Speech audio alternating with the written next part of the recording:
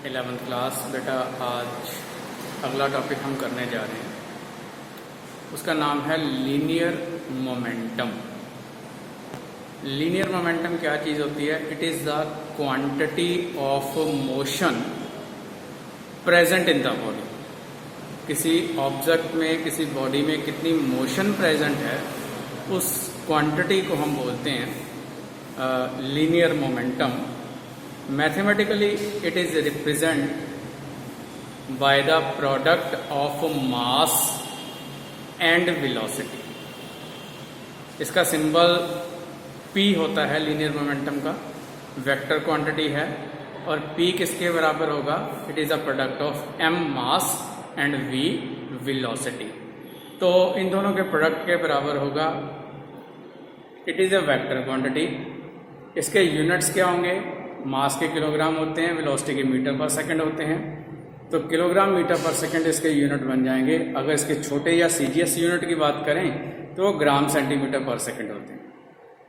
Dimensional formula इसका होता है mL/T की पावर -1।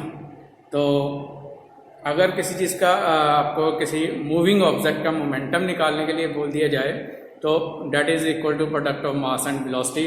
कोई हैवी ऑब्जेक्ट है तो उस केस में उसका मोमेंटम ज़्यादा होगा। अगर कोई कम वेट का ऑब्जेक्ट है तो उसका मोमेंटम जो है वो कम होगा।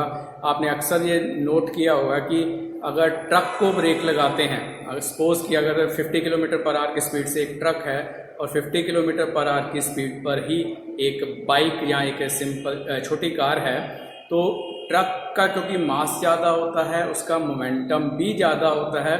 तो ऐसी सिचुएशन में ट्रक को रोकने के लिए फोर्स भी हमें ज़्यादा लगानी पड़ती है। ट्रक की ब्रेक इतनी आसानी से नहीं लगेगी जितनी आसानी से एक बाइक की या एक कार की लग जाती है। कारण उसके पीछे यही है कि ट्रक का मोमेंटम ज़्यादा होगा। जितना मोमेंटम ज़्यादा होगा उस ऑब्जेक्ट को मूव करवाने के लिए, स्पीड बढ़ाने के लिए भी ज़्यादा आपको एनर्जी या फोर्स लगानी पड़ेगी।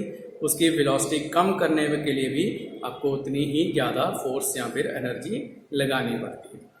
तो इसके बाद हम आगे करेंगे न्यूटन्स सेकेंड लॉ। कल हमने न्यूटन्स फर्स्ट लॉ किया था, तो उसके बाद न्यूटन सेकेंड लॉ के ऊपर आते हैं। न्यूटन सेकेंड लॉ की जो डेफिनेशन है वो ये है कि rate of change of linear momentum. अभी हमने मोमेंटम की डेफिनेशन की, तो rate of change of linear momentum is directly proportional to external force applied. बाहर से हमने कितनी फोर्स अप्लाई की है किसी ऑब्जेक्ट को मूव करवाने के लिए, तो that is directly proportional to rate of change of linear momentum. किसी चीज़ का मोमेंटम कम हो रहा है या ज़्यादा हो रहा है। मोमेंटम में सिंपल सी बात है, वेलोसिटी तो चेंज नहीं होगी, उसका मास तो चेंज नहीं होगा, सिर्फ उसकी वेलोसिटी चेंज हो रही है। तो उसकी कितनी वेलोसिटी में चेंज आ रहा है, that is directly proportional to force. आपने जितनी ज़्यादा फोर्स लगाओगे उतनी वेलोसिटी में चेंज आएगा, जितनी आप फोर्स कम लगाओगे वेलोसिटी में चेंज उतना ही कम आएगा। अब मोमेंटम को P के साथ लिखते हैं। Rate of change of momentum का मतलब उसको डिफरेंशिएशन किया है टाइम के साथ, तो dP divide by dt is directly proportional to force. P की वैल्यू हमने mv पुट की है, तो मास क्योंकि मैंने पहले बोला कांस्टेंट है वो डिफरेंशिएशन से बाहर आ जाएगा, तो आपके पास बचेगा dv upon dt। dv upon dt को हम एक्सेलेरेशन लिखते हैं, तो mass into acceleration is directly proportional to force. अब यहाँ पर कांस्टेंट ऑफ प्रोपोर्शनैलिटी जो है वो 1 के इक्वल होती है, तो उसके बाद अगर उसको 1 कर देते हैं तो ma is equal to force हो जाएगा। या फिर आप इसका कह सकते हैं, ज़्यादातर हमने याद रखा हुआ है इस फार्मूले को, force is equal to ma mass into acceleration.